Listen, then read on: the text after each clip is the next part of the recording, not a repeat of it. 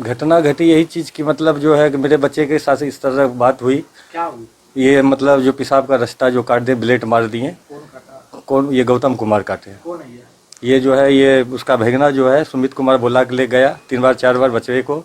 उसके बाद जो नहीं जा रहा था वहाँ पे घींच के ले गया। उसके बाद उसका मामा गौतम कुमार ने उसका काट दिया। फिर उसके बाद क्या हुआ? उसके बाद जो है हम गए वहाँ पे, जब बोलने अपने घर में बोल रहे थे कि बच्चा बुतरू सबको संभाल के रखो, बच्चा सब तो एक ही जगह रहेगा खेलेगा, लेकिन वो मेन अति हो जाता। लेकिन बड़ा आदमी इस तरह कर दिया तो हम तो पुलिस प्रशासन का सहारा ही लेंगे ही। उसके पास गए क्या? हम गए थे आदमपुर थाना गए, फुटेज को आपको जो सीसी कैमरा को देखा जाए, हम वहाँ गए कि नहीं 2 बार दिख गए। क्या बोला? क्या बोला कि मतलब हम देखेंगे, लेकिन आज तक जो है 30 तारीख के बाद अभी एक भी दिन नहीं है इंक्वायरी में, टीम में कुछ नहीं है। उसके बाद घर घुस करके जो मेरे बीवी बच्चा परिवार हमारे साथ में मारपीट किया। घर घुस कर गौतम कुमार किया, विकास कुमार किया, टुन्ना मंडल किया।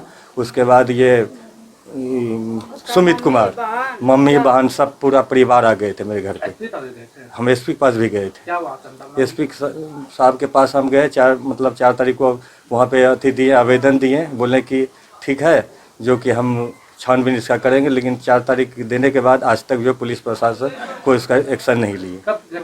31 तारीख की है।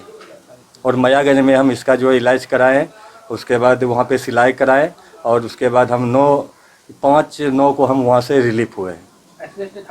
जी हम वहाँ पे भी गए थे, तो वहाँ पे बोले कि आपका जो बगल में जो थाना है आप उससे सहारा लीजिए। हम जो है वहाँ पे नहीं लिए, तो उसके बाद जो है थाना पे गए, हमको कोई रिसीविंग नहीं दिया। आवेदन रख लिया, कोई रिसीविंग नहीं दिया, बोले हम देखेंगे। उसके बाद अगला आदमी बोला कि हम देख लेंगे, तुमको जितना जो थाना जाना जाओ देख लेंगे, थाना मेरे पॉकेट में है। ये बोला टुन्ना मंडल जी। ये उसका विकास, ये गौतम सबका पापा है। क्या नाम हुआ आपका? मेरा नाम रमेश दास हुआ। बच्चा का क्या नाम है? बच्चे का नाम करण कुमार है। मेरे पति को वहाँ से डिस्चार्ज मिला और वो सीधे जेल लेके चले गए हैं, और अपराधी का भी डिस्चार्ज हुआ है लेकिन उनको जेल नहीं ले जाया गया है। ये कैसा इंसाफ है? क्या मामला है पूरा? केस दर्ज था, एक केस दर्ज था, मनरेगा के तहत कोई केस दर्ज था जो अमरिंदर सिंह के द्वारा किया गया था, और उसमें सुनवाई था लोकपाल के पास, आलोक मिश्रा के पास, जो कि वहाँ पे हाथापाई हुई है उनके ऑफिस में।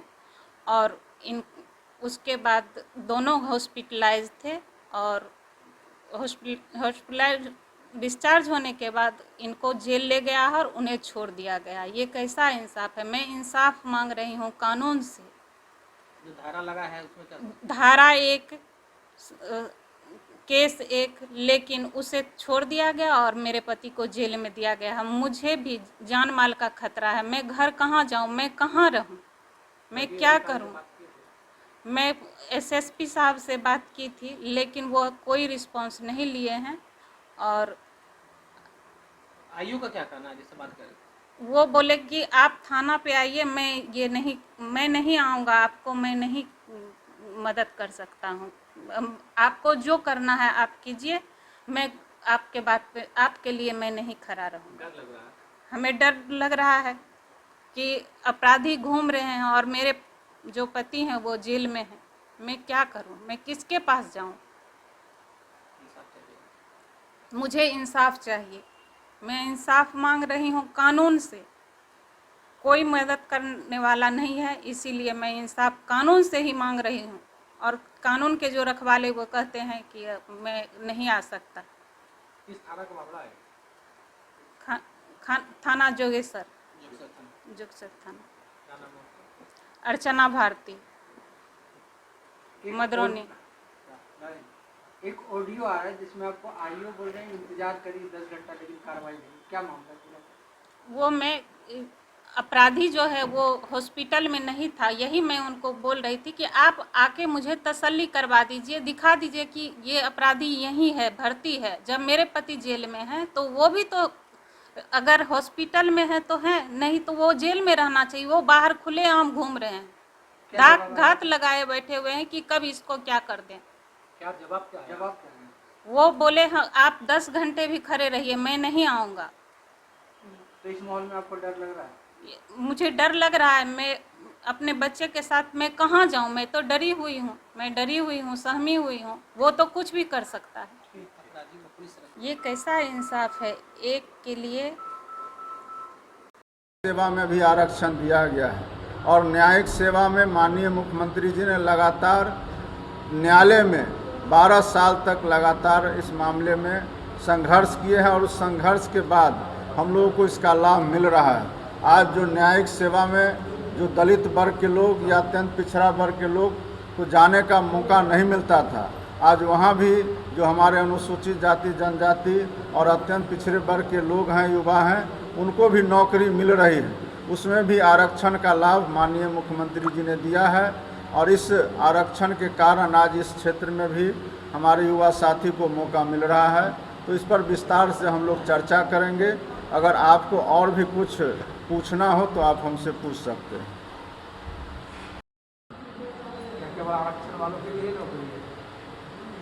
यह हमने कब कहा कि आरक्षण वाले को नौकरी है? किनको नौकरी नहीं। हमने कहा कि 26,000 से ज़्यादा नौकरी सिर्फ बिहार पुलिस में दी गई है, जिसमें से 9,563 सिर्फ महिलाओं को दिया गया। शेष तो अभी सभी वर्गों के लिए है। जब हमने जो कहा कि मुख्यमंत्री उद्यमी योजना, जिसमें SC ST के अलावा अत्यंत पिछड़ा वर्ग के लोगों को दिया गया है इसका लाभ, साथ ही किसी भी वर्ग के युवाओं को भी इससे जोड़ा गया है, महिलाओं को जोड़ा गया है। तो कोई इससे वंचित नहीं है, सभी के लिए माननीय मुख्यमंत्री जी काम कर रहे हैं। आपके समान भी ये साफ बोला जा रहा था, पिछड़ा वर्ग लोग सभी वर्गों के युवाओं के लिए काम किए हैं। आप उसको सुन नहीं रहे हैं तो उसमें हमारा क्या दोष है? अब G20 से देश को क्या फ़ायदा होगा? जब ये अंत समय आया है तो वो अपना जुगाड़ लगा रहे हैं। ये जुगाड़ चलने वाला नहीं है। इंडिया गठबंधन जो बना है, अभी आप देख रहे हैं कि जब उपचुनाव हुए हैं तो जो रिजल्ट आए हैं वो आपके सामने में है। भारतीय जनता पार्टी वहाँ परास्त हो चुकी है और ये माननीय प्रधानमंत्री जी का अंतिम प्रयास है।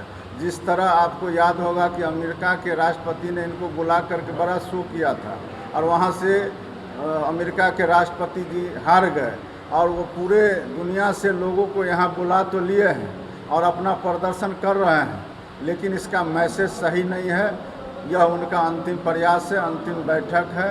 इसके बाद निश्चित रूप से देश से भारतीय जनता पार्टी का सफाया होने जा रहा है।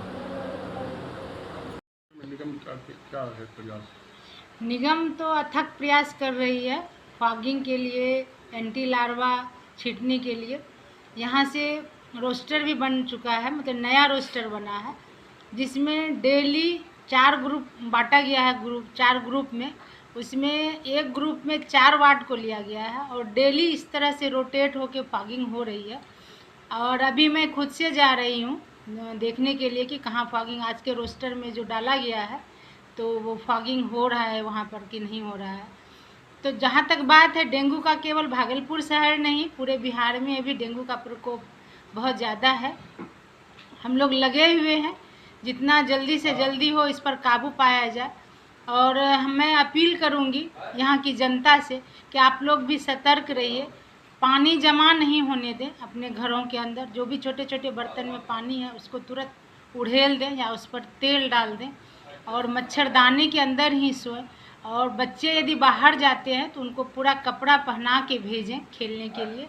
और हम लोग अपना यदि सब मिल कर के, निगम प्लस भागलपुर की जनता मिलकर के काम करेगी तो हमको लगता है हम लोग डेंगू पे काबू पा लेंगे और बहुत जल्दी काबू पा लेंगे।